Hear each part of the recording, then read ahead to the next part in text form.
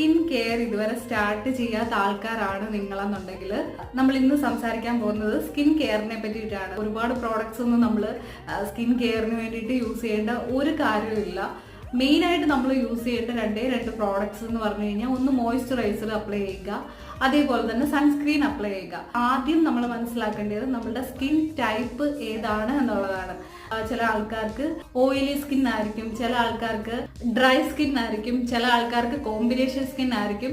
അപ്പം നമ്മളുടെ സ്കിൻ ഏതാണ് എന്നുള്ളത് ആദ്യം നമ്മൾ മനസ്സിലാക്കുക. നിങ്ങളുടെ സ്കിൻ ഇപ്പം ഡ്രൈ സ്കിൻ ആണ് എന്നുണ്ടെങ്കിൽ നമ്മളുടെ മോയ്സ്ചറൈസറും അതേപോലെ തന്നെ സൺസ്ക്രീനും ഒക്കെ ക്രീം ടൈപ്പ് ആയിട്ടുള്ളത് യൂസ് ചെയ്യുന്നതായിരിക്കും നിങ്ങൾക്ക് കൂടുതൽ ബെറ്റർ.